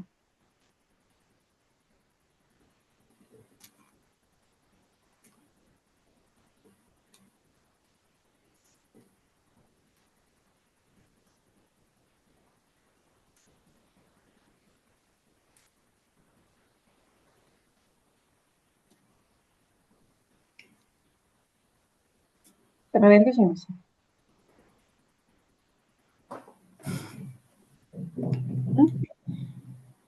Võistlepingute puhul ametinimetuse kajastamine, kas on ka oluline, millises osakonnas vastav ametikoht asub?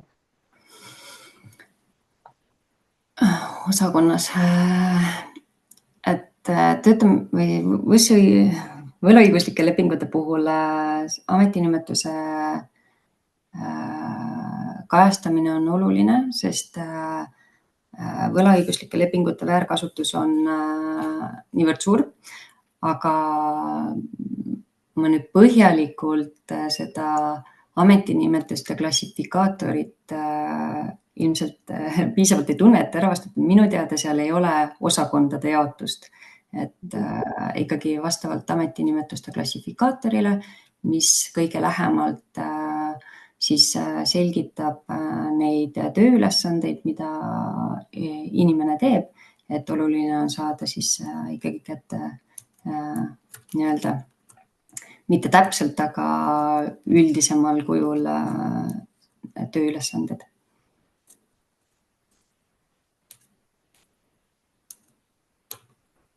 Katre.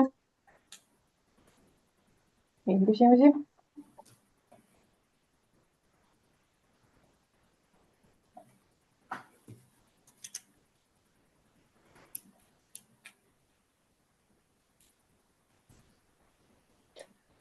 Kuidas kajastada juhatuse liikme töötamine registris siis? Juhatuse liikme puhul muudatusi ei ole, et kui juhatuse liikme töö on tasustatud ja see on ainult juhatuse liikme töö, siis tuleb registreerida vastaval töötamise liigiga. Aga kui juhatuse liige ikkagi täidab nii-öelda tööülesandeid, teeb spetsialistitööd, et näiteks arvete koostamine, aruannete esitamine, siis on tegemist ikkagi muud liiki töötamisega kui juhatuse liikme lepinguga. ja siis tuleb vaadata, et kas see on töölepinguline või saab seda käsitleda võlaõigusliku lepingulisena ja vastavalt sellele siis registreerida. Katre? Kas töötamise registrisse on võimalik praegu ja tulevikus lisada siis leping? Hetkel on läbi töötamise liikide justkui see leping lepinguliik siis käsitletud, aga ma korra jäin mõtlema, et kas siin on mõeldud, et lisada nagu see dokument. Igaks juhuks vastan siis selle osas ka, et me ei näe ette, et seda dokumenti saaks lisada. Et ei lähe kokku andmepõhise aruandlusega.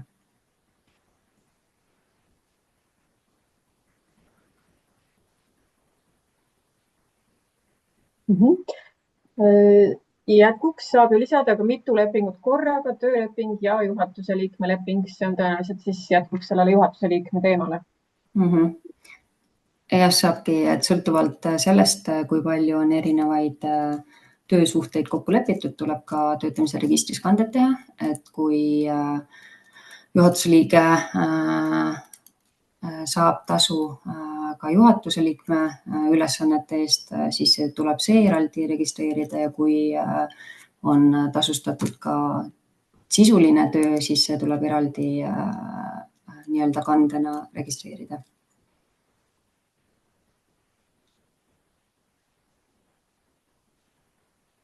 Aitäh.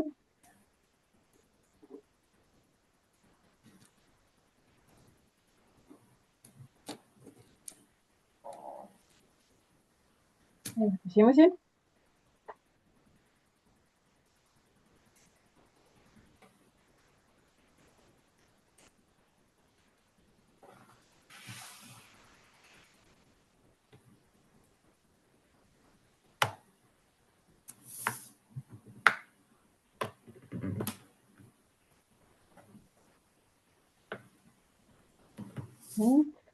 Jätkuks juhatuse liikme teemale ei leidnud ühesõnaga sobivat koodi ametinimetuste juurest.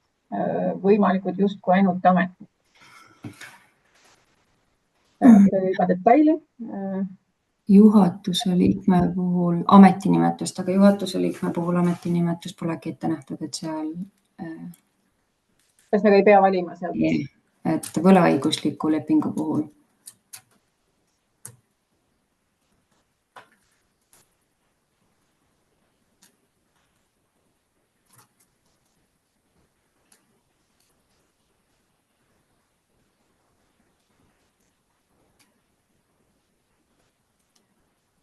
Selge, aitäh. Vastus olemas. Veel küsimusi?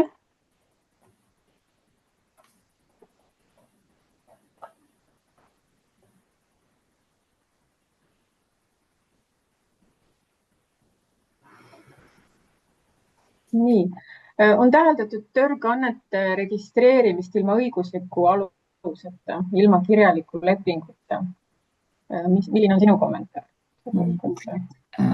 Töösuhe ei pea olema alati ilmtingimata kirjaliku lepinguga, et näiteks töölepingu puhul on ka üle 2 nädala, mis peab olema kirjalikult vormistatud ja võlaõigusliku lepingu puhul ei pea ka ilmtingimata olema kirjalikku lepingut.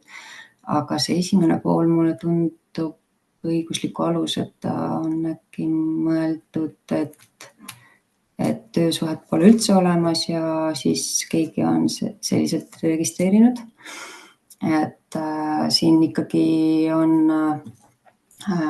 nii-öelda annete esitajal kohustus esitada õigeid andmeid, töötamise registri andmeid kasutavad asutused riskihinnanguteks ja nad ei ole õigust loovad, et kui selline juhtum on aset leidnud, siis saab inimene, kelle kohta see töötamise kanne on tehtud, ise pöörduda siis kas Maksu- ja Tolliameti poole, kui ka mingid muud andmed näiteks on valed, on võimalus pöörduda ka töövaidluskomisjoni poole, kui seal on ka nii-öelda töölepinguline vaidlus ja koos sellega siis paluda ka registriandmed korrastada. Samuti planeerime siin, et Tööinspektsioon saaks laiema pädevuse töötamise registri andmete kontrollimisel ja siis parandamisel. Aga jah, ma täpselt ei tea, millist olukorda siin küsimuses hetkel mõeldud on. Aitäh, kindlasti saab ka täpsustada vajadusel. Järgmine küsimus, kas tulevikus saab näidata, mitu tundi võistlepinguga teenust osutatakse? Hetkel tundub, et osalise tööaja märkimine hinnangule mõju ei avalda. Võistlepingud ei ole tööst täistööaeg. Tunde me ei ole planeerinud koguda, et ikkagi seda perioodi, mille jooksul töö tegemine toimub ja see on piisav info, mis peaks olema töötamise registris. Et mitte liiga andmeid koguda. Aitäh, Kate. Kuidas teha vahet juhatuse liikme ülesannete ja töölepinguliste ülesannete vahel väiksemate juriidiliste isikute puhul, kus juhatuse liige tegeleb erinevate igasuguste ülesannetega? Soovitan kindlasti selle osas Tööinspektsiooniga konsulteerida, et nemad on kõige õigemad andma infot, et millised ikkagi on töölepingulised ülesanded. Aga üldplaanis see, mis on äriseadustiku kohaselt juhatuse liikme esindusõigus, on ainult see, mida saab siis juhatusliikme ülesanneteks pidada. Kõik selline, mis on spetsialisti tasemel tehtav töö, ei ole enam juhatuse liikme ülesannete hulka kuuluv. Aitäh. Lähme tagasi selle eelmise õigusliku aluse puudumise kohta, et näide siis või illustreeriv sisu siis, et tegemist on korteriühistuga, kus juhatuse liige töötab ilma üldkoosolekul loata kirjaliku lepinguta. Et ürkande registreerimisel oleks mõistlik nõuda dokumenti. Jah, no ütleme, et selline lahendus ilmselt tähendaks, et keegi peab neid dokumente ka alati üle vaatama, et me tekitaks justkui sarnase olukorra, kus töötamise register oleks kinnistusregistriga siis võrreldav, et sellist ressurssi riigile ilmselt ei ole ja see ei ole ka kõige mõistlikum lahendus, et kõiki neid dokumente üle vaadata. Aga see, kui juhatusliige töötab ilma üldkoosolekul loata, siis seda töötamise register tegelikult lahendada ei saa, et seal on muud nii-öelda õiguslikud aspektid. Aitäh, Katre. Kui tööandmed on vigased, kas tööandja saab neid ise parandada? Sisestaja näiteks eksib programmi andmete sisestamisel, valed andmed lähevad. 3 kuu jooksul alates alustamisest, peatamise alustamisest või siis emakuuma lõpetamisest saab andmeid ise parandada. Peale seda on vaja esitada põhjendatud taotlus koos tõenditega.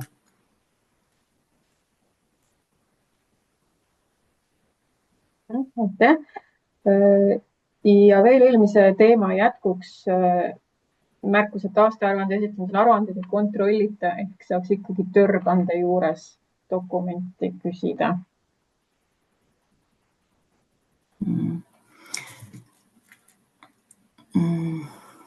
Ma hetkel jään jätkuvalt selle mõttega, et ei toeta andmepõhist aruandlust ja see, kui nüüd mõelda, et töötamise registri nii-öelda eesmärk ja need ülesanded või kes kasutavad neid andmed, et need kuidagi saaks hetkel siis seda dokumenti nähes aidata, siis ei näe siin seda kasutegurit.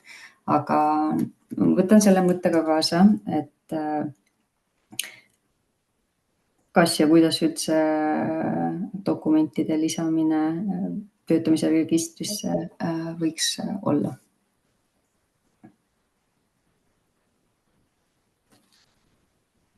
Võtame veel küsimusi.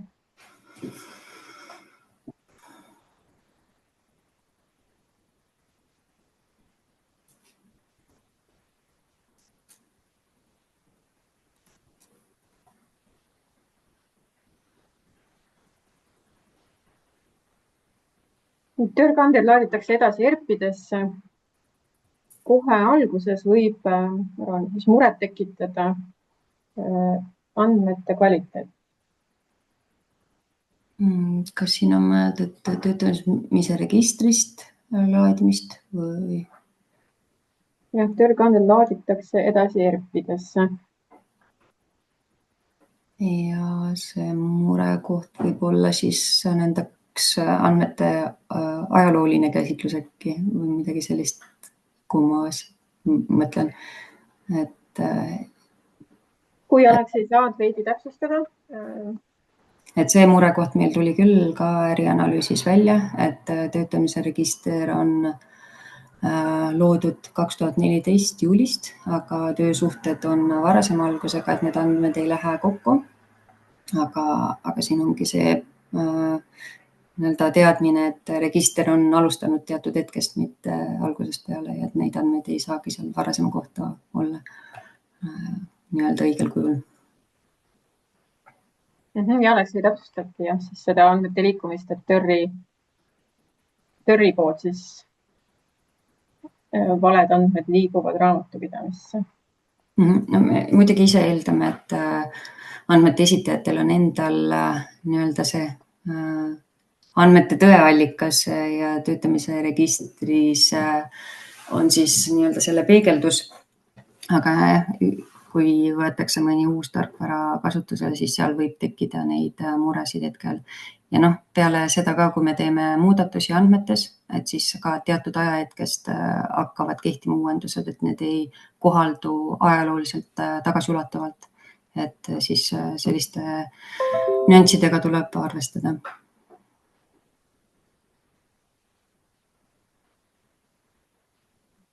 Petre?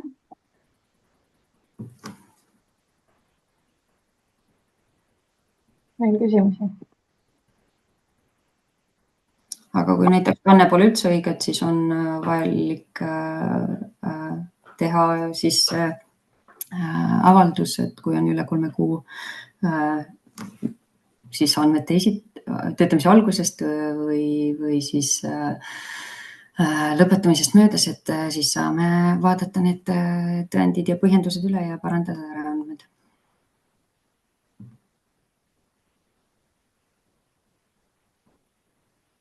Jah, Aleksei võtab ka veel kokku, et tema sõnum on jah, et see dokumendi küsimine siis vähendaks seda riski, et meil tekivad või takistaks siis ebaõigete kannete tekkimist. See eeldab seda dokumenti masinloetavalt. Jah.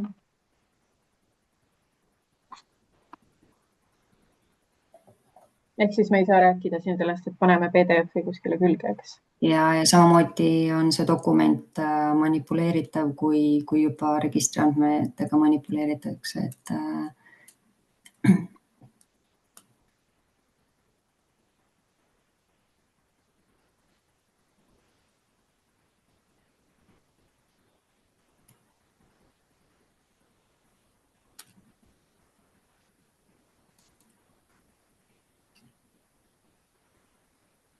Ei pannud tähele, kas oli juttu kehtima hakanud alusharidusseaduses muudetud ametinimetustest. TÖRis hetkel õpetaja abid ja õpetaja assistendid, uue seaduse järgi kõik abiõpetajad. Praegu seda ametinimetust TÖRis veel ei ole. Ametinimetuse klassifikaatori ajakohastamisega tegeleb Statistikaamet. Panen selle märkme omale siia, et üle täpsustada, et kas selline muudatus ilusti saab sisse viidud.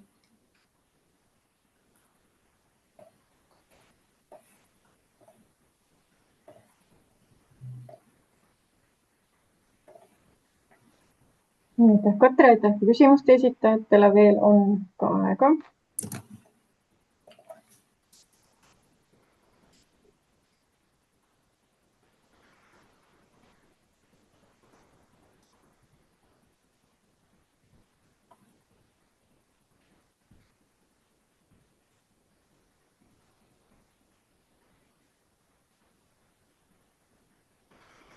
Muidugi nende klassifikaatori ametinimetuste klassifikaatori juures alati tasub vaadata ka, et kas seal on neid sünonüüme sarnaste nii-öelda nimetuste puhul olemas.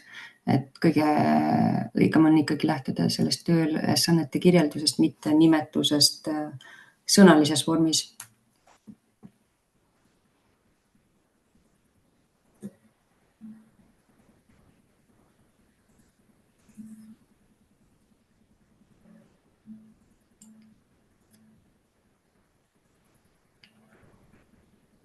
Nii, kas tuleb veel mõni küsimus, kommentaar?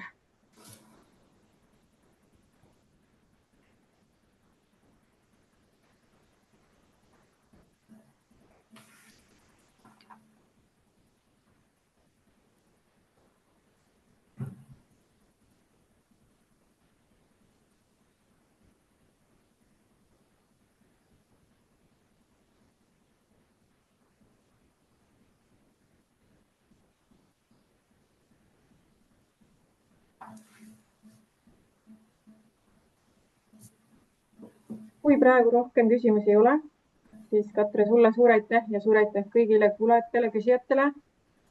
Ja nagu siis öeldud, jääge meie lainele, jääge meie kanalile, et me oleme siis oma andmepesa aruandluse veebi uuendamas. Seal saab liituda siis ka meie uudiskirjaga, mis läheb välja samamoodi lähinädalate jooksul. Ja oma kodule siis avaldame ka informatsiooni järgnevate ürituste infotundide kohta. Ja suur aitäh uuesti. Küsimuste korral võite siis ka otseühendust võtta nii minu, Moonika kui Katrega ja vastame jõudumööda ja ootame teid jälle oma järgmistele kohtumistele. Aitäh ja kena päeva! Aitäh!